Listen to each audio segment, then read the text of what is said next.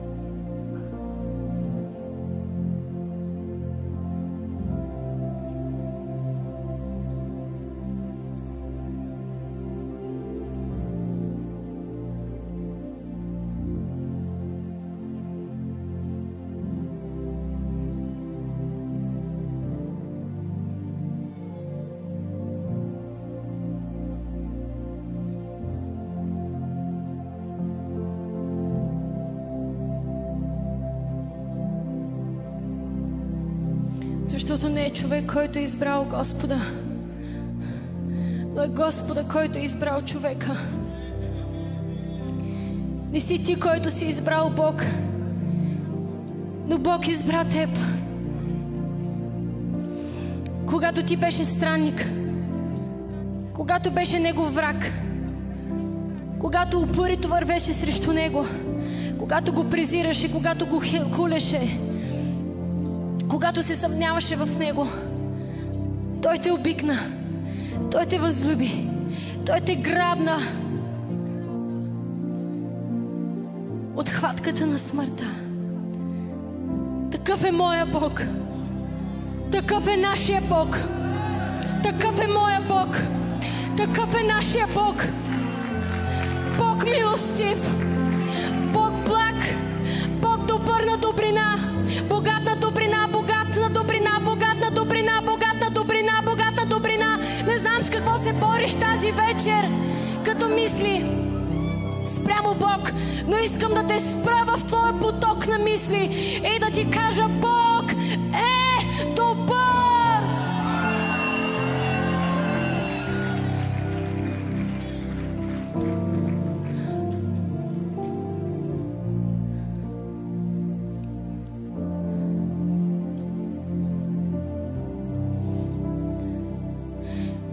И ако имаме само Него,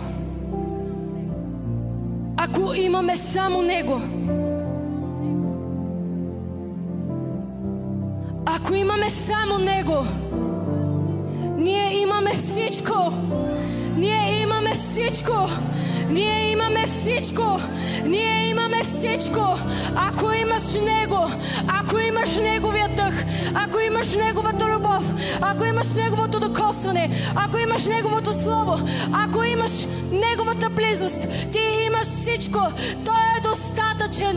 Той е достатъчен. Той е достатъчен. Той е достатъчен. Той е достатъчен. Той е достатъчен. Той е достатъчен. Бог е достатъчен.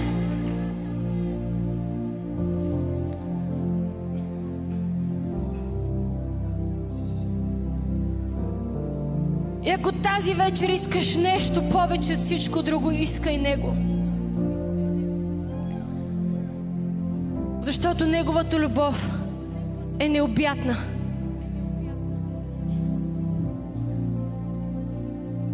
Неговата любов е неизмерима. Неговата любов те изненадва. Неговата любов те хваща неподготвен. Неговата любов те удивлява. Неговата любов те съкрушава. Неговата любов те изцелява.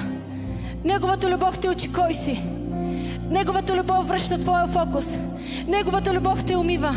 Неговата любов те съживява. Ако има нещо, което ще искаш тази вечер, искай по-дълбоко откровение, защото не е достатъчен цял живот. Не е достатъчен цял живот. Не е достатъчен цял живот, за да познаем любовта на Бога. Не е достатъчен цял живот. По-добре започни от днес. По-добре започни от днес това невероятно пътешествие.